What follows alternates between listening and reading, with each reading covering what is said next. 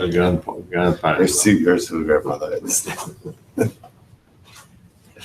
You should get some kind of benefits from the government or something. Okay. All right.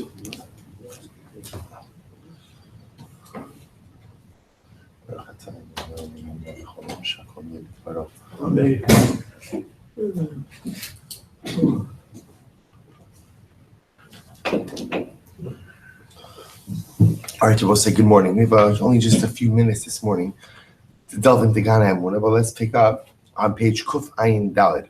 So that you're up to the last paragraph. So remember again, the context of our discussion is trying to go ahead and escape the shigaon, the madness or the craziness of life. That sometimes again we lose our inner equilibrium, we lose our sense of clarity, and the shaila is how to restore that. So I already saw step number one is a person should have a Rebbe or a Rav, but as we spoke about before, Rebbe or Rav doesn't have to be necessarily understood in the context of a classical Rebbe or Rav, but it could also be understood as someone who you turn to for life direction, someone who you feel has clarity of vision for life, and someone who most importantly, someone who is outside of you. So ultimately, again, could give you impartial advice. The next thing we saw was Torah. The Torah has the ability, when a person learns, they have different kinds of vision.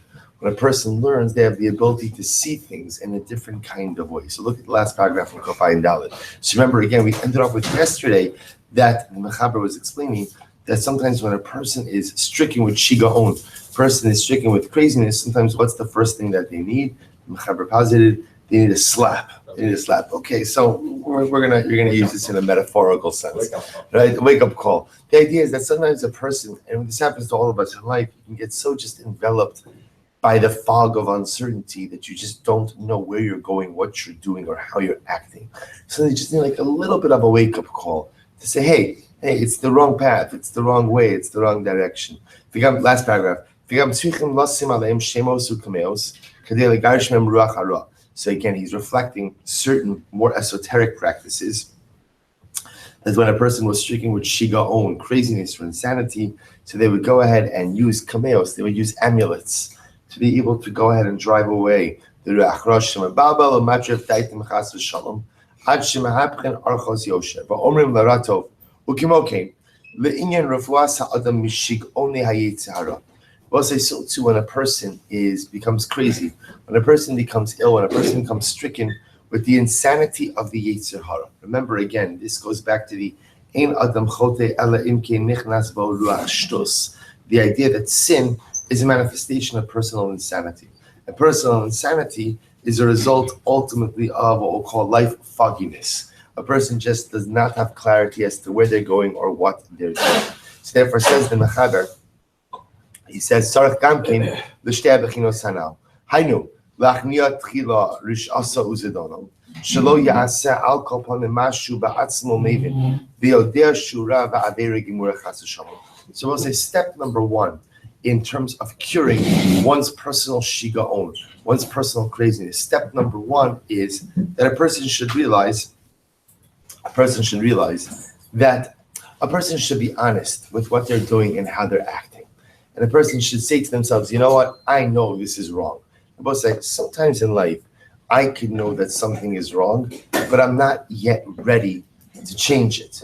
And that's okay, because change is a difficult thing and change requires time. But the first step for change is a recognition that change has to occur. The first step in change is this recognition that I know this is not right. I know this is not the way it should be.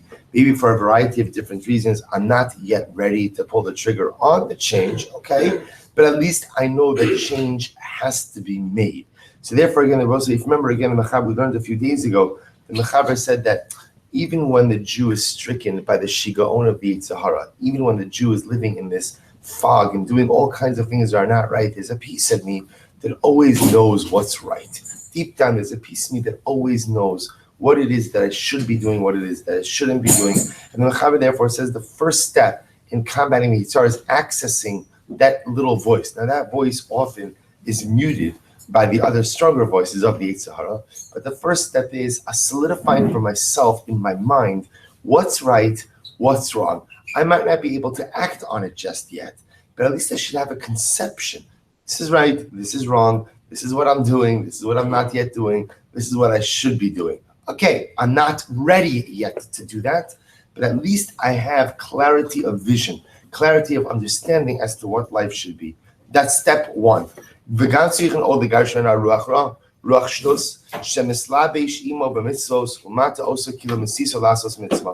we'll say ultimately again, then the next step is I have to chase away the Yetzer Hara. Right? The next step is I have to go ahead and purge the negativity from within. So first step is inner clarity, or even a cognitive clarity, what I should be doing, where I should be in life. Step number two is ultimately again getting rid of the Yetzer Hara. How do I get rid of the Yetzer Hara? Let's listen to this. So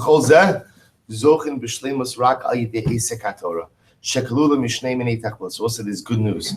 The good news is it's one-stop shopping.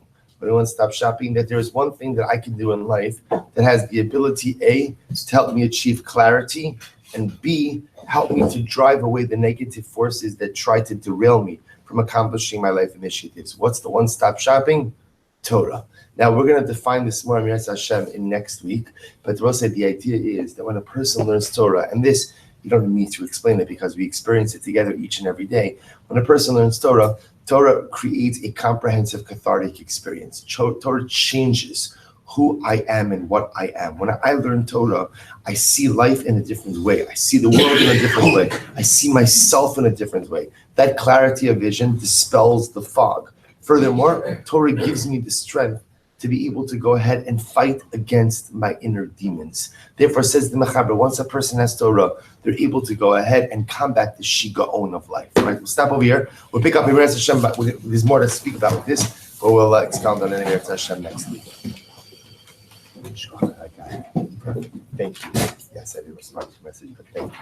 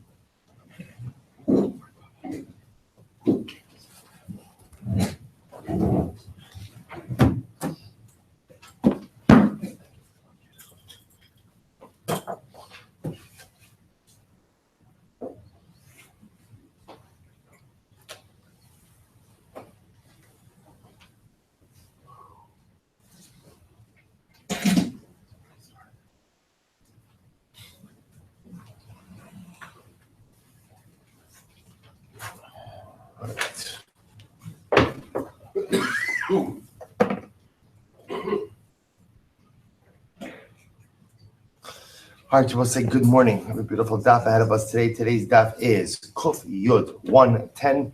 We are picking up in Eretz Hashem on the bottom of Kuf Tes 109b. We're picking up with Dasan, which is 5 lines up from the bottom. Our shir this morning is dedicated by Greg and Rachel Levitan in the commemoration, in the Zchus of Refuah Shalima for Greg's mother, Esther Bas Shoshana, who is undergoing surgery today. We hope that on the merit of our Talmud Torah should have a complete and enduring refuah. Also, our shir is dedicated this month by Yonah and Shashi Ehrenfeld in the commemoration of the upcoming yahrzeit of Yonah's grandfather, Rabbi Gedalia ben Yaakov HaKohen. We hope that on the merit of our Talmud Torah, and Shem will have an aliyah and a family and a chala. So we'll say, let's begin. Really incredible Gemara today. So Dasan. So let's remember again, we're speaking about the Ma'aseh of Korach. So now expanding on Korach a little bit. Dasan, why is he called Dasan? Sha'avar al Das, because he violated religion, meaning he violated the law. Sha'avar al Das Kel, he violated the law of HaKadosh Baruch Hu. Avira, why is he called Avira? She'iver atzmo me'asos tshuva. Literally, again, he bolstered himself against doing tshuva. So it's like he strengthened his resolve not to do tshuva. Why is he called On? Sheyashav ba'aninos. Because ultimately, Rabbi says, we'll discuss. So Yashav ba'aninos literally means he sat in mourning, which Rabbi means that On did tshuva. As we're going to learn about in just a few moments, On did tshuva for joining the rebellion of Korach, and ultimately has a last-minute change of heart. Peles shene'asu bo pelos. Ben Ruvain, so he's called Peles ultimately again because miracles were performed for him. Ben Ruvain, Ben Shera'a v'Hedin. He was the one son, On, who went ahead and saw what the MS was. Amarav, On ben Peles ishto Yisrael. This is a beautiful, beautiful Gemara. On ben Peles, his wife Mamish saved him. And by the way, this is not his wife saying, I saved you. Right? This is Chazal saying. This is Chazal saying that she saved him. Incredible. Amrale. So she said, they will say, listen to how incredible this is. Amrale, my nafka lachamine. So this is Mrs. On Ben Peles saying to her husband On Ben Peles, why are you getting involved in this fight of Korach? What benefit does it have for you? Imar Rabba Anatamida. The Imar Rabba Anatamida. She says to him, I will say, sometimes in the brutally honest way that only a wife can speak to her husband. What do you gain from this? Either way, you're not the boss, right? So if Moshe wins, you're a Talmud. He's the Rebbe, you're the Talmud. If Korach wins, he's the Rebbe, you're the Talmud. So at the end of the day, what do you gain? Korach is rebelling because at the end of the day, Korach wants to be the head guy. He wants to be the boss. But what are you getting from all of this? So Owen says, I don't know what to do. At the end of the day, I was involved. I made a shavua to Korach that I was going to participate in this. So the Gemara says, so also listen to this. Mrs. On Ben Peles says to her husband, listen, at the end of the day, these are all good people. These are, meaning, I will say, Korach and his followers were misled by a desire for covet, a desire. But at the end of the day, they were people of Kedusha, they were people of goodness. So she says to her husband, look, I know that they're good people. Deep down, they're good, holy people. So Amarle, what did she say? So she says, listen, you just go sit down and let me take care of this. I'll handle this. Ashkise Chamra, she gave him a lot of wine to drink. Arvise, he got a bit intoxicated. Vagnise Gavani, he falls asleep inside the tent. And I will say, what's amazing about this is the following. So if she says that I'm going to handle it, why does she have to get him drunk? Why does she have to get him drunk? Because I will say, what is she concerned about? She's concerned that he's going to get in the way. She's concerned he's going to get in the way. So she has to. So in order for her to handle this, she has to go ahead and move him out of the way. So On is asleep inside the tent. Osva al Baba, she sat by the entrance of the tent, top of Kofyot. Visatarta lemazya. She let her hair down. So what says she sits by the entrance of the tent, and essentially she uncovers her hair. Kol da'asa chazya hadar. It will say every single time one of the members of Korach's assembly came close to the tent of On Ben Peles, and they saw that his wife's hair was uncovered, they turned away. As we both say, this is the incredible tragedy of this story. These were individuals who were pious. These were individuals who ultimately, again, wanted Kedusha. These were individuals who were good. Vaharaya, again, when they saw that there was a married woman with uncovered hair, they turned away. They wouldn't go. We need On Ben Peles. He's part of the Machlokes. They're not going there. They're just simply not going there. So she understood that she could go ahead and rely on the inherent kedusha of the group in order to save her husband, which I will say is such an incredible mussar in and of itself. Good people do bad things. And even when good people do bad things, deep down, they're still good people. So what happens? So we'll say what happens by the time On Ben Peles wakes up, right? By the time he wakes up, what's happened? So ultimately, Korach and his followers have already been swallowed up. So she saved him. On the flip side, is to say the Korach Amrale. On the flip side, Korach's wife encouraged the rebellion. So she says to her husband, Chazi, my Kavod Moshe, look what Moshe is doing to you. He's the king, and he made his brother the Kohen Gadol. He made his nephews Sgan Kohanim. He made his nephews the assistant Kohanim, right? Asya Truma, Amar Teva the Kohen. And ultimately, again, if somebody brings Truma, they'll say, give it to the Kohen. Meaning, when he will institute a tithing system, and he'll make us give Truma to the Kohen. Iasu Meiser, and even if we Levium get Meiser, Tishaklisu Ason, Amar Havu Chad Niyut LaKohen. He's going to legislate, ultimately go ahead and give 1/10 of that to the Kohen. Va'od. Furthermore, again, says Mrs. Korach to Korach, the guy is Leila Mazaichu, Umitaltal Luchu, Ki Kufsa. So what happens? She says to these are all Levium. So remember again, the consecration of the Levium required a full body shaving. So she says to her husband, look at you, look what he did to all of you. He made you look, he made you shave your whole body. And he makes it like kufta. Rashi says is like excrement, meaning he made you look foolish. Because again, literally, he set his eyes against your hair. In other words, he's trying to debase you, and he's trying to make you look foolish in order to make himself look good. Amarla. So Korach doesn't say anything to most of these charges. The one thing he does say is by the full body shaving. He says, "Ha'ihu nami ka'avid." So Korach says to his wife, "Listen, I might agree with you on the other counts, but Moshe as a Levi also underwent this same full body shaving." Amar she said to him, "Kevan dekulu ragusa didei." So she said, "It doesn't matter since he was the architect of this idea." Amar ihu nami Tamus nafshi implishtim. The Most said this is a wonderful phrase to keep in your back pocket.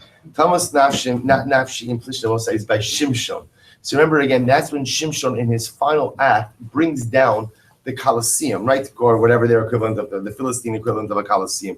He pushes down the pillars and he kills all of the Plishtim who are assembled. Now he kills himself in the process. So it's like Tamus nafshi implishtim is like a phrase that means I'm going down. Meaning I'm going to take you down. And I should say, I'm taking you down and I'm willing to go down with you. So sometimes you're willing to take someone down so bad, I'm willing to go down with you. So in other words, yeah, Moshe shaved his own body also, but at the end of the day, it was worth it for him to go down with the ship in order to have everyone else debased based on his command. So Va'od, furthermore, Moshe told you that you should put tcheles on your tzitzis. And if you think that tcheles is something important,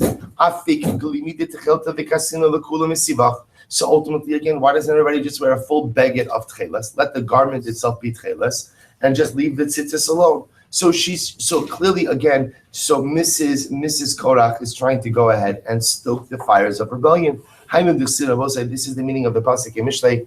Chachmot nashim bansa beisa. The wisest of women build homes. Who does that refer to? Zu ishtal shel on.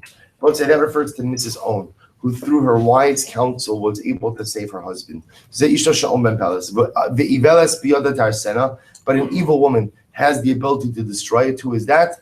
Zu ishtal shel korach. We'll say that ultimately again is the wife of Korach, which I will say is an incredible yisod about the power of a wife. Power of a wife.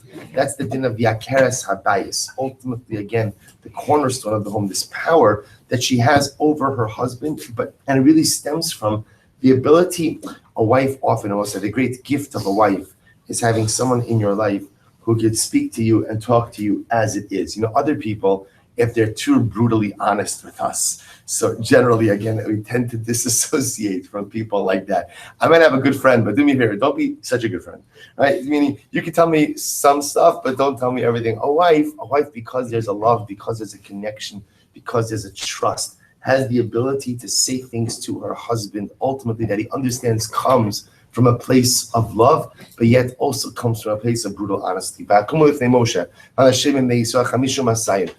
so the pasuk says they came before Moshe. So Anashim, so men from Bnei Yisrael, 250. So we'll say, what do we see from this? Ultimately, these were not just regular guys, but these were unique and special individuals. These were individuals who knew how to intercalate the months and to cause leap years. Which remember again, we've already seen some very specific signs that was known only by a select few. Their reputation was known throughout the entire world. So they come to Moshe. They say to Moshe again, why are you taking all of the honor for yourself? Moshe hears them and he falls on his face. What did Moshe hear about say that made him fall on his face? Moshe said, this is wild. Rabbi Shmuel Nachmani, Rabbi Yonasan, shechashdu me'ishes ish. They accused Moshe Rabbeinu of committing adultery with their wives. They accused Moshe of adultery. So Shenemar, Vaikanu Moshe b'machana. Rabbi Shmuel Bar Yitzchak, Bar Yitzchak Melamed, Shekol Echad ve'Echad Kineis Ishto Moshe. Teaches us that every single one of these men warned their wives about being alone with Moshe Rabbeinu. Shenemar, Moshe Yikach Es HaOhel, Ve'nata Lo Michutz LaMachana. We'll say this is such a tragic story. Moshe Rabbeinu takes his tent He moves it outside of the camp. Rashi says, why does he move it outside of the camp? He moves it outside of the camp so that the people should not suspect him of adultery anymore. So we'll say an incredible, incredible Gemara. Now this has to do, of course, with the fact that Moshe Rabbeinu also had separated physically from his own wife. They assumed that it's impossible for a man to live in this ongoing state of abstinence. So if Moshe Rabbeinu is not satisfying his needs with his wife, he must be satisfying them with someone else. But again, I will say the level of chutzpah to be able to go ahead and make such an accusation like this against Moshe Rabbeinu, the man who faced down Paro, the man who split the sea, the man who spent 120 days on our Sinai, for 80 days on our Sinai, 40 days in the middle of davening. We'll say it's incredible chutzpah. So we'll say it's a beautiful Gemara. Moshe Rabbeinu got up, he went to Dasan Aviram, Amar Reish Lakish Mikan Shin Machzikim Machlokes. So we'll say this is incredible. So if you notice again, remember, Dasan and Aviram and Korach are the instigators, Mamish Michut Safim, right? Really, really terrible, abhorrent behavior. And yet, again, Torah says that Moshe Rabbeinu got up and went to them. Why? Mikan Shin Machzikim Machlokes. We'll say, we do not perpetuate Machlokes. That you do what you have to do to go ahead and neutralize machlokes. And even if that means swallowing your pride a little bit, and you initiating, even though I didn't do anything wrong, I'm the victim. But again, if it means that I could initiate and neutralize machlokes, that's my divine mandate. His Rav said, whoever goes in and perpetuates machlokes violates Allah. As the pasuk says, should not be like Korach and his assembly. Ravashi Amar, Roy Litztara, whoever perpetuates machlokas should get zaras. Ksiv hacha bi'ad Moshe lo, uksiv hasa ma'yom Hashem lo od ave'na yadcha b'chaikecha. So I'll say it's the low gzir Shabbat. That's a reference to the pasuk when Moshe Rabbeinu spoke ill of Klal Yisrael, and as a result, Kodesh Baruch Hu tells him, put your hand inside of your tunic, pulls it out, ultimately again, and he becomes stricken with zaras. I'm Rabbi Yossi. Kalacholik amalchus beis David. So we'll say now what the Gemara says is the following: part of the downfall of Korach and part of the issue with Korach was a total disrespect for authority. So now the Gemara is going to speak about the need to respect authority. So I'm going to see whoever goes ahead and literally disputes the legitimacy of the Davidic monarchy should be bitten by a snake. What does that mean? The idea is like a mida keneged mida. The snake bite, right? The snake, remember, is the paradigm of malicious speech, of the slithery speech. So ultimately, as somebody who speaks negatively, means you should be punished. So let's remember again, that's by the rebellion of Adoniel ben Chagis. This is the end of Sefer Shmuel. Shmuel Beis, when ultimately again David HaMelech is on his deathbed, and while he's on his deathbed, he is not yet actively declared a successor. Adoniel ben Chagis launches a rebellion. Ksiv hasam im chamas zochale afar. Amr Chista, kalacholik arabo. Say first wide line. Kalacholik arabo, kiilu kalacholik arabo ki cholik ala shchina. We'll say very profound Gemara. Whoever disagrees with his Rebbe, ultimately again is like he's disagreeing with Shchina. We'll say, what does that mean? You know, we part of our diet, part of the way we learn is we disagree. So Rashi says something amazing. Rashi says, cholik al rabo, cholik al yeshivaso. Cholik al yeshivaso. We'll say what that means is somebody who disagrees with his Rebbe's legitimate right to authority. In other words, he's not disagreeing with an interpretation of the Gemara, interpretation of the Those are good disagreements. This idea is he's disagreeing with the legitimacy of his Rebbe to have a position of authority. We'll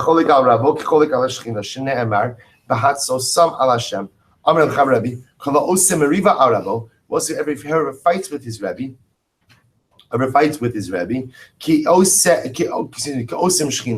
it's as if he's going ahead and fighting with the Ribono Shel Olam himself. So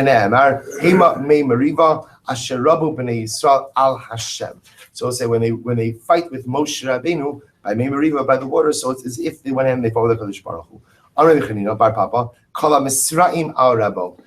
Whoever goes ahead, this is actually interesting. Whoever goes ahead, Misraim Abo, Rashi says it's in the right hand side, about 8 lines up from the bottom. Misraim Omer Arabo, Shenoig Lo Mida Kivusha Midas Achzaris. Well, say anyone who says, you know, my Rebbe is too tough with me. My Rebbe is too tough with me, right? He's too heavy-handed with me. Misraim Ala Shechina. Well, say the idea over here of all of these Gemaras, well, say is that authority only works if at some point in time you sublimate yourself to it. If at the end of the day I'm unwilling to accept authority, and the authority has to conform to my notions of what authority should be, then I will say it's impossible to yield to authority, which means it's impossible to have a Rebbe, which means it's impossible to really grow in your ruchnis. Because I will say one thing is clear: everybody needs a Rebbe. Because without a Rebbe, again, you make decisions in life that you think are correct, but often you're partial in those decisions, you're blinded by other realities in that decisions, and you have other forces that are pushing on you to make those decisions. This goes back to what we're learning in Gan Emunah. Without a Rebbe, without someone to help direct things in life, a person gets themselves into all kinds of trouble. Also, including the fact that sometimes, we saw this yesterday, we like to formulate our hashkafas, right? Everybody has a hashkafa. There's only one problem. Clinical tests have shown that most hashkafas are rooted in some lack of reality. And most hashkafas often are formulated because I start with, here's what I want to do, here's what I want to do, here's what I'd like to be able to, here's the life I'd like to lead, and now let me form my hashkafa around that. And I will say that, of course, is terribly self-destructive. So what the Gemara is saying over here is, without the ability to yield to authority, without the ability ultimately, again, now the great part is, the great thing is, we have a right to choose our Rebbe, right? No one can impose themselves upon us as, I'm the Rebbe. That's the good news, Baruch Hashem. So you have the right to choose the person who you look up to, the right to choose the person who's going to direct you. But the idea is there has to be a system of authority, because without it, Ish Kal Yasha Be'inav Yaseh, and without it, you end up in Korach. So the Gemara goes right there. So therefore, whoever goes ahead and second guesses his Rebbe. Rashi says, whoever second guesses his Rebbe, feels that his Rebbe doesn't know what he's talking about, it's as if he's going ahead and second guessing the Shechina. Shene Emar, Vayidabra Am Be'elokim Moshe. Osher Shamor Lebal Ra'al. So we'll listen to this. So the pasuk over here. Now the Gemara is jumping back to Korach. So we'll say the Gemara. It wasn't a tangent. Korach was a fundamental breakdown in respect for authority. Now again, I will say. So therefore, the Gemara spent a little bit of time on authority. Now back to the story of Korach. So the Gemara says the following. The Gemara is going over here from the pasuk in Koheles. Osher Shamor Lebalav Ra'asol, which I will say literally means the wealth of a person is there for him sometimes in a negative way. We'll say, so this is amazing. In general, when people rebel against authority, that's usually a manifestation of some type of gaiva, some type of arrogance. So arrogance usually comes from one of two places. Either arrogance is often a mask for an incredible feeling of inferiority. A person can have an inferiority complex, and the way they mask it is with gaiva, or gaiva often comes from wealth. If a person is exceptionally wealthy, so they feel sometimes that they're better or smarter or better equipped than others. Korach, the Gemara points out, was exceptionally wealthy. And so again, in this particular situation, it's that wealth that led him to do bad things. So the Gemara says, that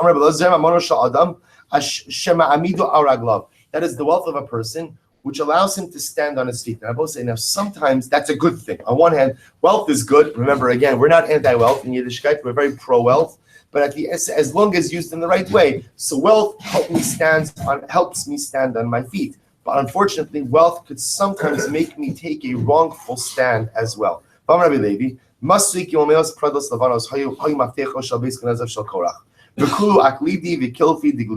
listen to this. Korach had 300 mules, which carried the keys to the locks of his treasure house. So we'll say those are 300 mules to carry the keys to the locks. And all of the locks were made from leather, which means Rashi Gemara says they were more lightweight, but yet he still needed 300 donkeys. So we'll say obviously a bit of hyperbole over here. You see the number 300 used a lot in hyperbolic situations. The idea being what? That he was exceptionally wealthy.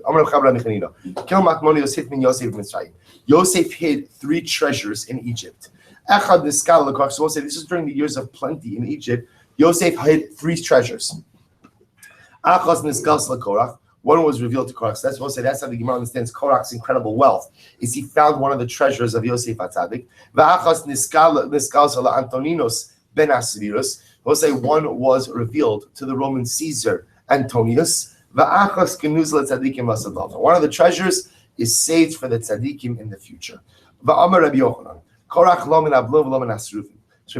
says, remember, the members of Korach's group died in one of 2 ways. Either they were burned or they were swallowed by the earth. So Rabbi Yochanan posits that Korach was neither swallowed nor was he burnt. So the Gemara says, Lomin Ablu, and he wasn't swallowed, because the pasuk says all the people who were with Korach was swallowed, but what? Below Korach. Korach wasn't burnt. Korach wasn't swallowed. Lomin Asrufin, he wasn't burned. Below Korach, because the pasuk says the fire consumed 250 people, but not Korach. Other opinion says Tana, Korach min Asrufim or min Abaluim. So we'll say other opinions say Korach was both swallowed and burned. So the Gemara says min Abaluim, he was swallowed. Dechsev vativla osam es Korach min Asrufin dechsev. What's the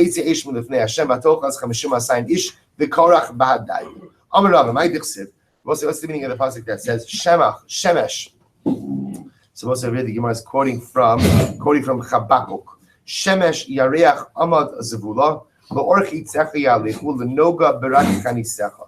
So we'll say, what is the meaning of that pasuk? Amar lo'orchi tzecha yalichu melamed shalosh shemesh yareach lezvul. So this is during the rebellion of Korach, the sun and the moon went up to the Zvul. We'll say Zvul is an area in the celestial sphere above the Shamayim, above the heavens.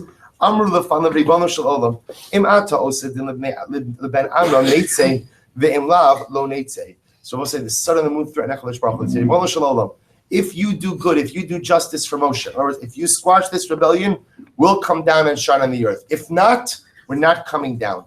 Until the Ribono Shalom shot arrows at them. Amar lahen. So a chutzpah, when my covet is tarnished, you never go ahead and hide in the zvul. But now again, the covet of Moshe Rabbeinu is tarnished, and ultimately what? You go and you hide yourself. So what's about Inna lo nafki adamachu? And furthermore, now the sun and the moon only come out when they're struck by the Ribono Shalom. The Ribono Shalom forces them out of the zvul. We'll say, finally, what does this mean? Why did the sun and moon only retreat into the zvul? For the covenant of Moshe, not for the covenant of HaKadosh Baruch Hu. I think it's a simple answer. Sun and the moon understood that Bereshis bar Elokim, Bishil Reshis, Yisrael Reshis, the world is here because of us. The world is here for Klal Yisrael. If for some reason Chas V'Shalom, the rebellion of Korach would destroy the fabric of Klal Yisrael, without a Klal Yisrael there is no world. Without a world there is no need for a sun and the moon. So therefore, again, a sun and the moon are advocating really on behalf of their own existence. Ribono Shalom promise us you're going to take action to squash the rebellion, because if not, Chas V'Shalom, there could be an existential risk to Klal Yisrael. If Klal Yisrael is here, we're not here. So I'll say, remember, Moshe Rabbeinu says, literally again, now it's an interesting lashon, the Imbriya Yivra. If HaKadosh Baruch Hu will create, the earth will open its mouth and swallow up Korach and his followers. Amar Moshe Lefnei HaKadosh Baruch Hu. Moshe says to HaKadosh Baruch Hu, Imbriya Gehenim Mutav, if you've already created Gehenim, good. Ve'im lav, and if not, Yivra Hashem. The Ribono Shel Olam, create it now. So we'll say, what does this mean? What is Kadosh Baruch Hu creating it for? If you want to say that Gehenna has not yet been created, Kadosh Baruch Hu is creating it now. The pasuk says that there's nothing new under the sun. Ella, so we'll say, meaning Gehenna must have been created already. Ella lekruve piska. Rather, what it means is what? To move the entranceway of Gehenna closer to where they were right now. So I say, what does it mean that Bnei Korach, sons of Korach, didn't die? Tanu Mishum Rabbeinu Omru Makom Nispartzam Begehenna v'Yashua Alav v'Amru Shira. We'll say the sons of Korach did not go all the way down to Gehenna. Rather, there was a higher spot which was reserved for them, and it's on that ledge, so to speak, on that spot that they sing, that they sit and they sing Shira. Both listen to this, my son. Amar Rabbi Chana said, Zine Chadavka is Labar. One time I was traveling. Amar Li Ahutaya. There was an Arab merchant who said to me, come, I want to show you where Korach and his sons were swallowed up. Azul Chaza, trade busy. So he took me to a place where there were two holes in the earth, and there was smoke coming up from the holes. Shakal Gamava Damra. So the Arab took a ball of cotton. And he soaked it in water. He put it on the edge of a spear. And he passed it over these two holes. But what happened? The wool became singed. And you have to understand how intense that heat is, right? For the heat to singe soaked cotton clearly indicates that the fire is intense. Amrlei Atzis, the Arab said to me, listen, Mashamas, do you hear anything? The Shamas Tavika Amri, and I heard voices coming from beneath the earth that said, Moshe Bisaraso Emes Vehin Badoy. I heard the voices saying, Moshe is truth, right? His Torah is truth, Vehin, and they, a reference to Korach and his followers, are liars. I'm a base. Amarle, the Arab said to me, call to Lasan Yomin Mehadra Lahu Gehenna. Every 30 days, we'll say, so Gehenna apparently rotates, whatever this means, rotates like the earth. So right, rotates. So every 30 days, ultimately, again, Gehenna rotates, and these individuals come to this spot. Kebasar besoch kalachas, like meat being stirred inside of a pot. Va'amri achi, and they say the same thing every time. Moshe b'saraso emes, Moshe and his Torah are truth. Ve'hein badoin, and they being a reference to Korach and his followers are liars. So what's the Gemara goes by? Dor HaMidbar, Eilem Chev Golam Haba. So Dor HaMidbar has no portion of the world to come. So remember again, Dor HaMidbar refers to the generation who left Egypt, lived in the desert, dies in the desert. So they don't have a Chev Golam Haba. So Gemara says, 1 second. Dor HaMidbar, the generation of the desert has no portion of the world to come. Shenamar, because the pasuk says, "But Midbar hazeh yitamu v'sham yamusu." Because the pasuk says what the pasuk say. The pasuk says that Bamidbar hazeh yitamu, in this desert you will cease, and there you will die. Yitamu ba'olam hazeh, you will cease in this world. V'sham yamusu, there you will die ba'olam haba. So we'll say it's a double lashon of death. Anytime you have a double lashon of death, indicates to us, the Gemara posits that it means death in this world and death in olam haba. Va'amar asher nishbati bi'api im yivonu menuchasi. So let's listen to this. Furthermore, the pasuk says, "I swore in my wrath if they will come to their rest." Now, both say, now understand what that means. Div Rabbi Kiva. Rabbi Kiva doesn't understand also that what that means is Moshe swearing they have no portion in the world to come. So that's what it means. I swear in my wrath, im yavaun el menuchasi, if they come ultimately again to their rest. Rest being a reference to olam haba. Rabbi Eliezer Omer, hein bali olam haba. Also, Rabbi Eliezer disagrees. He says, no, they have a portion of the world to come. How do we know? Shnei Amar. Isvuli chaside karse brisi alai zebach. As I will say, the pasuk says, literally again, go ahead and gather to me chaside, the pious ones, karse brisi alai zebach. I will say, if you look at Rashi, Rashi says over here, it's the first short wide line on the right hand side column in Rashi. Karse brisi alai zebach. V'hainu dor midbar shekarsu beris shel makom. We'll say this is the first dor midbar. Ultimately, again, who made this covenant with HaKadosh Baruch Hu,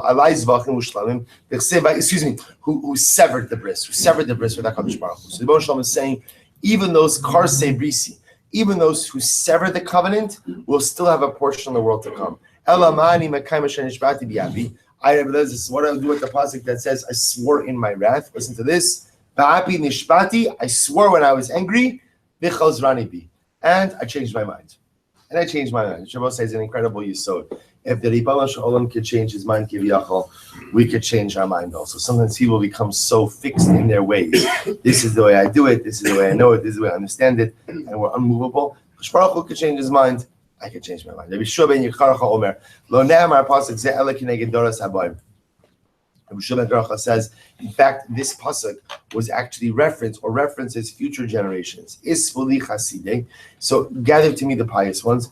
Elu tzadikim shebachal dar vadar. This refers ultimately again to the righteous people in every generation. Karsei brisi alai zavach. Those who, now in this way, he's understanding Karsei brisi to mean those who affect the covenant, those who create the covenant. Ultimately, again, sometimes they will be sacrificed. Who does that refer to? Elu Chananya Mishal va'Azariah. What's this refers to Chananya Mishal and Azariah, who were thrown into the fiery furnace. Shemasru asal asal kif shana ish. Alai zavach. They will be sacrificed before me. Who does that refer to? Elu Rabbi Akiva v'chaver shemasru atzmam l'shchita. This refers to Rabbi Akiva and his friends. Asara haruge malchus, who ultimately gave themselves over to shchita al divrei Torah, for the high crime of learning Torah. So that's how Eliezer understands the pasuk. Shimon ben Menashe Omer, Shimon ben Menashe says the Dor HaMidbar has a portion in the world to come. Shnei Amar upeduye Hashem yeshuvun ubo Tzion berina. So we'll say, so he's understanding it. Peduye Hashem means those who were redeemed by God. Who are those who were redeemed by God? It refers to those who were redeemed from Egypt and ultimately followed HaKadosh Baruch Hu into the desert. Even those people, Bo Tzion Berino, come to Tzion, which he's understanding over here as Olam Haba, with rejoicing. Amar Rabbi Barachan, Rabbi Yochanan. Shabbos said, this is actually an amazing exchange. So Rabbi Barachan says, Rabbi Yochanan, Shavka Rabbi Akiva lachasidusi. It's a shame that Rabbi Akiva has abandoned his piety. Rabbi saying, now what does that mean? Take a look at Rashi for just a moment. Shavki Rabbi, it's in the right hand column, probably about the 12 lines down from where the lines get short. Shavka Rabbi Akiva the Chasidusay, Sherogya Lazakos Es Yisrael, V'hashtam Echayev L'Huda Amar Lehel, De'amidbar Ein Lechol Kol Mabar. Let's listen to this. So Rabbi Akiva is always the one who defends everyone. Rabbi Akiva is always the one who sees the good in every person and in every situation.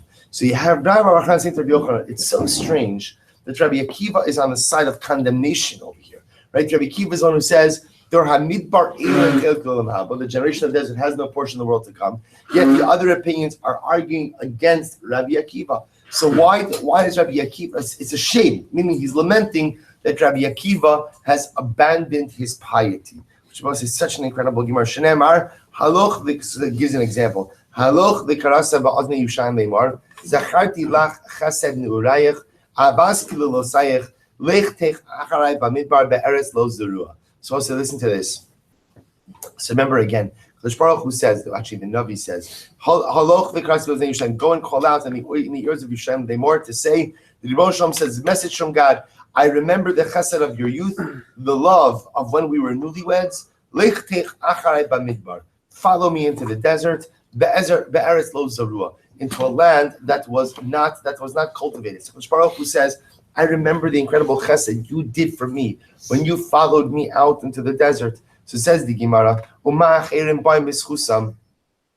now remember again, if the merit of the Dor HaMidbar is a merit for future generations, then all the more so again should it not be a merit for themselves. In other words, I will say, if we today rely on the merit of the fact that our ancestors left Egypt and followed God into the great unknown, and that's a merit for us, you're going to tell me they don't have a portion of the world to come? I mean, it's a strange thing. So let's say, we're actually interested if we're going to pick this up in the next Mishnah, but the idea over here, the Gemara is bothered by this fact that Rabbi Akiva, who is the great defender of Klal Yisrael, ultimately what is not defending Klal Yisrael now. So with that, we pick up with the Mishnah. Aseres HaShvatim Einan Asidam Lachzor. Rabbi said the 10 tribes who were exiled by Sanhedrin will not return. Now also what this seems to me is that they are lost forever. They are lost forever and will not return even when Mashiach comes. Shenemar Vayashlichem be'eretz acheretz kayom hazeh. El eretz acheretz kayom hazeh. Because it says that Akash Baruch Hu cast them into another land like this day. Mahayom holich v'nechozer. Rabbi said just like today, goes and never comes back. You can never get back today. So afheim cholchem v'nechozrim. Div Rabbi Akiva. So to the 10 tribes, Rabbi said were exiled and they were never come back. Rabbi Eliezer Omer kayom hazeh. No. What does it mean that it's like that the exile of the 10 tribes is like today? Mahayom ma'afilu meir. Just like the day Rabbi said, it gets dark, but then it gets light again. Af aseres hashatim shafeilu lahen kach. So to Rabbi say, just like for the 10 tribes, right now it's dark for them, but the sun will come out again. It will become light again for them. So we'll say fundamental machlokes Rabbi Akiva and Rabbi Eliezer about whether or not the 10 tribes are going to return. Rabbi Akiva says no. Rabbi Eliezer says yes. We'll say a dramatic Gemara. So the Brisa says the 10 Shvatim have no portion in the world to come. Now, we'll say understand the 10 tribes are exiled. Why? Because of massive institutionalized idolatry. So therefore, again, the Brisa says they have no chelik in olam haba. Shnei Amar, as the pasuk says, "Vayichem Hashem alal masam ba'af ubechimu ubeketzev gadol." So what does this mean?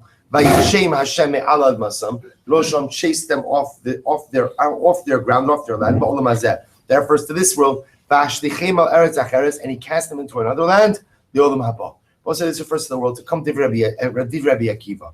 Rabbi Shimon ben Yehuda ish kfar Akka om Rishon v'Shimon. It means like this: if they continue to act in the way they're acting today, in other words, if they continue to have all the zara, then einon chozrin v'im la. But Rabbi say if they change their ways, then what? Then chozrin. Rabbi says Rabbi says they have a portion of the world to come. Shneimar bayamu yitaka b'shofar gadol. Amra Babrachana or Yochanan. So we'll say now. Remember, this picks up the conversation from before. Shafk Rabbi Akiva the Chasidu say it's such a shame that Rabbi Akiva has abandoned his position of piety. Shenemar, because under normal circumstances, Rabbi Akiva says, "Haloch v'karasa es hadvarim ha'ilat safona va'amarta shuva mishuva yisa." So we'll say here the Gemara is quoting from the pasuk from Yirmiyahu. And what is it? Va'amarta shuva mishuva yisonu Hashem lo apil panai bachem ki chasid ani no Hashem lo eftar li olam. So Moshe says, I'm upset at you but I will not go ahead and I will not harbor my animosity towards you forever. So my Chasidus, so we'll say, what is the Chasidus? What is the piety of Rabbi Akiva? Listen to this. This Sanya, because we learned in a Brayso, so we'll say that's a very profound Gemara.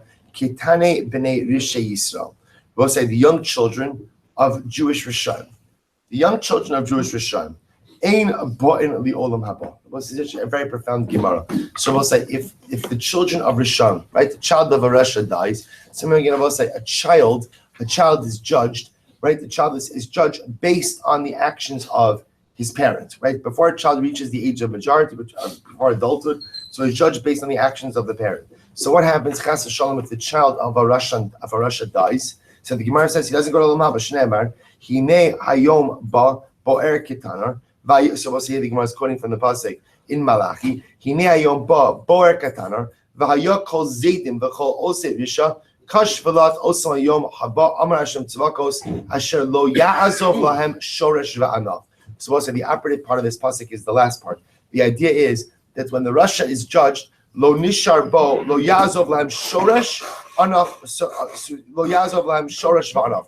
God will not leave for them shoresh, a root, v'anav, a branch. Shoresh ba'olam hazeh, we'll say they will have no roots in this world. This is a reference to the fact that their children die. V'anav the olam haba, and no branches in the world to come. A reference to the idea that the children have no portion in the world to come. So we'll say a very damning Gemara. So the children of Rishon are held accountable ultimately again for the actions of their parents, lose their portion in this world and lose their portion in the world to come.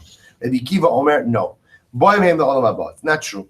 We'll say the children of Rishon have a portion in the world to come. Shneimar Shomer Pesayim Hashem. The Ribbon Shalom watches out for the simple ones. Shekin Korim Bekrachi Hayam Liyanuka Pesya. Because it will say overseas, right? Literally, overseas in faraway land, they call the child Pesya, which also makes sense, meaning a child is called the Pesi, a child is called the simple one, because a child doesn't have real malice. A child is simple. So again, Rabbi Akiva says, even though, yes, the child is held accountable for the actions of the parent, but the Ribbon Shalom will not deprive the children of Rishon and their portion of the So what do you see from here? This is the Chasiduse. Ultimately, again, this is the Chasidus of Rabbi Akiva. Rabbi Akiva in general is always known for trying to find some zuchus even for the condemned, trying to find some zuchus even for the sinner. Va'omer, furthermore, the pasuk says, here the Gemara is quoting the pasuk from Daniel.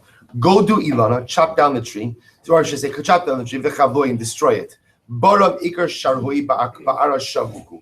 Go ahead and chop down the tree, but leave the roots in the ground. So we'll say this, Rabbi Akiva understands that even though the Rasha is punished, the child ultimately, again, is still left intact. Maybe not in this world, but at least in Olam Haba. We'll say first of the widest lines, lo yazov lam shoresh v'anav. So what does the pasuk mean when it says that HaKadosh Baruch Hu will not leave a shoresh, a root, and a branch for the Rasha? Shelo yaniach lahem lo mitzvah v'lo shiur mitzvah. We'll say what this means is that any mitzvos that the Rasha has done in this world, Rashi says over here, we'll say it's on the left-hand side of Rashi, about halfway down the column. Lo mitzvah v'lo shiur mitzvah, lo mitzvah chamura v'lo mitzvah kala, kol yeh ma'avir, u'mishalim scharam la'alter k'dei l'tardem min ha'olam. We'll say that if the Rasha does have any mitzvos, a big mitzvah, a small mitzvah, at the end of the day, HaKadosh Baruch Hu will repay them for that in this world, in order to take away from them their portion of the world to come. Another possibility is shoresh zu neshama. Shoresh represents the soul. Va'anaf zehaguf. Aval kitani b'nei reshe ovdei kochavim divrei hakol ein ba'in li'olam haba. So we'll say Rabbi Gamliel nafkalei mevitovat kol zachar lamo, kol zecher lamo. So we'll say, listen to this. So the Gemara therefore says the following. The Gemara understands that Lamaisa, Rabbi Akiva is the one. The Gemara is using this as a paradigmatic example of Rabbi Akiva's chasidus. That Rabbi Akiva's chasidus is normally manifest in the fact that he's willing to go ahead and see the good and try to find the good in every single person, in every single situation, even in the Rishon. So Rabbi Akiva is the one where everyone else says that the children of Rishon have no portion in the world to come. Rabbi Akiva says, yes, they do. And yet, so here's the dramatic turn of events. That even Rabbi Akiva who is known for his chasidus, who is known for his piety, who is known for his ability to see the good in every single person, every single situation, even he says that what? Dor hamidbar The generation of the desert has no portion in the world to come. Even he says, Adas Korach, the assembly has no portion in the world to come. And even he says that the 10 Shvatim have no portion in the world to come. So we'll say it's an incredible yisod. What it tells you is the depravity of their sins. The depravity of their sins, that again, it was so profound that even Rabbi Akiva, who was normally able to advocate and argue on everyone's behalf, was unable to go ahead and argue on their behalf in this situation. But I will tell you, and what this will conclude until I'll give you a vart on the parsha. So let's we're going to quote by the parsha also, has a different vart. He says, what does it mean? So we'll say, one thing you have to know. Even if there's a case where Rabbi Akiva can't defend Klal Yisrael, Rabbi Yitzchak can, right? Rabbi Yitzchak Abeditchev, the tzaddik Abeditchev was known as the Sanhedrin Shel Yisrael. That's what he was. He's known as the great defender of Klal Yisrael.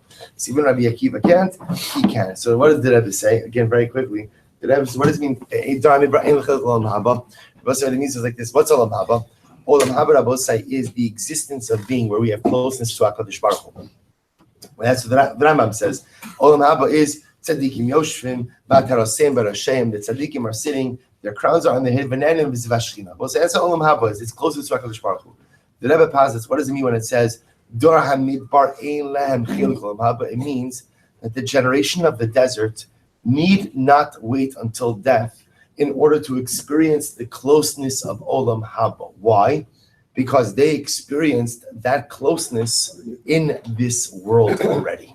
Their existence in the desert of 40 years ultimately, again, was an Olam Haba in and of itself. Therefore, says Rebbe, that's the limit. It doesn't mean they don't have a portion in the world to come. Rather, what does it mean? They need not wait to get to Olam Haba until they experience the closeness of Olam Haba. I will say, that's what it means to be a lover of Klal Yisrael. The lover of Klal Yisrael ultimately means, I will say that.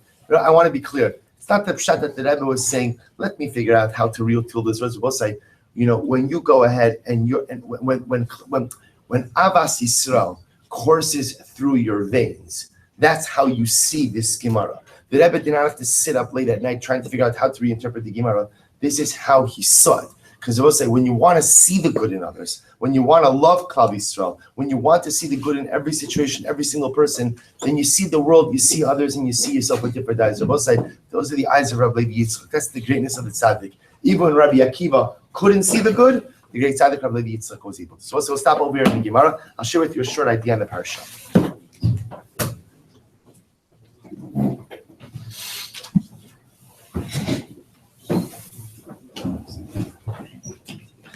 Running on time. So in the beginning of Parshas Vayera, another idea about Kedushas Levi. In the beginning of the parsha, so the Torah says that Avram Avinu, of course, Torah goes into great detail about Avram Avinu sitting at the entrance of his tent in order to find guests. And remember again that account, and the reason why the Torah goes into such detail with that account is because it teaches us two major things. Number one, from that account we learn about Bikur Cholim. I mentioned this in the Wednesday night parsha shir. We learn about Bikur Cholim, so you can see how all of Richos. You can listen to that shir if you want to hear about that. And we also learn ultimately about Hachnasas Archim. So we're visiting the sick and hospitality of two mitzvahs we learn. So we'll say, so therefore that's why the Torah goes into such great detail to tell us about how Avram really waited hand and foot on his guests, to tell us about the nature of Hachnasas Archim. Hachnasas Archim doesn't just mean ultimately going ahead and inviting people into your home. It means making them feel bakavadik, making them feel beloved, making them feel welcome, making them feel that you're so happy that they're there. So this is an amazing pasuk. So this is in Parak Ches, pasuk Ches, right in chapter 18, verse 8. So the Torah says, so now you can imagine the scene. The malachim or the anoshim are sitting eating. They're sitting and eating. So the pasuk says, V'hu omeid aleim tachas ha'etz ve'achilu. He is sitting, or literally, he is standing above them, right underneath the tree, and they are eating. Standing on them or standing above them, and they're eating. So the obvious shaila is, why is he standing there? So we'll say, what's the Pashut Pshat? The Pashut Pshat is what? The Pashut Pshat is he's acting almost like a waiter, right? He's standing there. What else do you need? What else can I get you? How else can I help? So the Rebbe says something I will say absolutely amazing. Haklalu kimavur. We'll say Rabbi Levi Yitzchak Bedichim Kedushas Levi. Kimavur shaval abayis lo yeh misnai k'pefnei orech yosem migdulas haoreach. So we'll say, listen to this. This is the general dinah achnasas archim. Part of making your company feel comfortable, I will say, is making sure that you are sensitive to who they are. Let's say somebody, let's say I'm fabulously wealthy, and my guest is not so fabulously wealthy. So I have to be careful that by having that person over, I don't make them feel awkward by them feeling shadowed by my wealth. A lot of achnasas archim is making sure that my guests feel comfortable in their own skin. In my website, this is the same thing where sometimes if I'm going to have someone who is not yet on the same religious level that I am, making sure that my religious life does not chas v'shalom make someone else feel awkward. That's part of the din of achnasas archim. My guests have to feel comfortable in my home, and therefore part of that is I have to structure the achnasas archim experience in a certain way. So therefore, again, listen to this. So therefore, says the Rebbe something amazing. He says, "V'hinei tzaddik nikra mahalech." We'll say, what is it tzaddik? So we'll say, a tzaddik is called a mahalech. We'll say, what's the cornerstone of tzid? Because we'll say, what makes a tzaddik a tzaddik? What makes a tzaddik, I will say, is not how many blat gemara. You could finish Shas 50 times over. You could be an absolute minovel. You could learn five hours a day, and you could still be a rotten person. Now, what makes a tzaddik is he's in a constant state of growth. See, I will say, what makes a rasha says, I'm good, right? I am good where I am. I know everything. I got everything. I'm smarter than everyone else. I'm good. I'll say that's rishus. A tzaddik is a mahalech. A tzaddik is someone, I'm always moving. Every single day there has to be growth. Every single moment there has to be growth. I cannot be the same person today that I was yet. I can't. It doesn't, I will say, growth sometimes is baby steps. Sometimes it's very small units of growth. But every single day has to be growth. As opposed to, I will say, a malach. A malach is called what? A malach, the Rebbe says, is nikra omeid. A malach stands on base. Why, Rabbi Hussein? Because a malach has no growth. He's created holy. He lives holy. He exists holy. Holiness is not his. He doesn't acquire it. He doesn't do anything for it. It's conveyed upon him. So a tzaddik is called a mahalech, someone who's constantly moving. A malach is called a, so I'll say, get ready for this. V'kan ratza Avram shleikan abo malachim. His labish atzmo b'bechinas malach lihios omeid. So it says that was something amazing. Avram Avinu realizes that his guests are not just ordinary guests, that they're malachim. So what happens? He wants his guests to be comfortable in his home. So he doesn't want them to feel awkward. If they're malachim, they're begeder omdim. They stay in place. If Avram Avinu again is a mahalech, if he's growing while they're there, then what? He could create animosity or jealousy. So what does he do? Avram, in their presence, relegates himself to the status of an omeid. And that's the Pashup Shat. That's the Pashup Shat in the Pasuk where it says, V'hu omeid alehem. V'hu omeid alehem means in their presence, he did not engage in acts of dynamic growth. Why? Because he did not want to make the Malochim feel insensitive. He did not want to be insensitive to the feelings of the malachim. So ultimately, again, in their presence, v'hu omeid. It is not just a posture, it is a spiritual state as well. I'm not going to engage in the acts of religious growth that I normally engage in front of them in order not to make them feel uncomfortable. So we'll say that's v'hu omeid aleim. They're in a state of Amidah. I'm the balabas. I'll be in a state of Amidah as well. Shabbosai teaches us two incredible things. First of all, of course, it teaches about Hachnasas Archim, how part of the Hachnasas Archim is not just to feed your guests good food and good wine and make them have a good time, but it's to make them feel comfortable. That's the operative aspect of Hachnasas Archim. Make my guests Shabbosai on a deeper level. Do you understand what the Rebbe just taught us?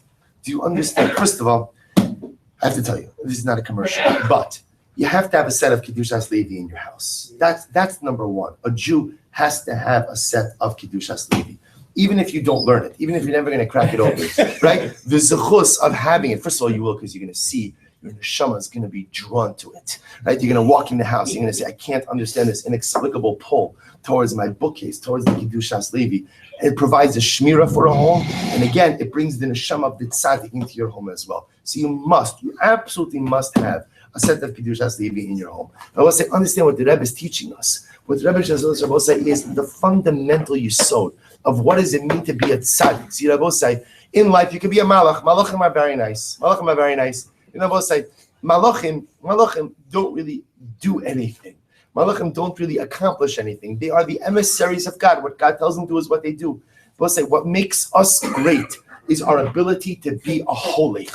What makes us great is our ability to move. What makes us great is our ability ultimately to be in a perpetual state of growth.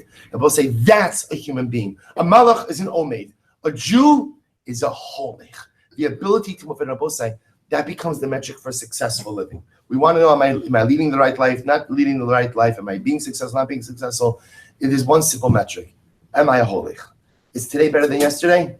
Success. Is tomorrow going to be better than today? Success. As long as I am living a life of halicha, then I know ultimately again that I am living a life of success. We'll say that was the greatness of Avram Avinu, the sensitivity towards others, but as soon as he was out of the presence of the malachim, guess what? Vayelech Avram, lech lecha.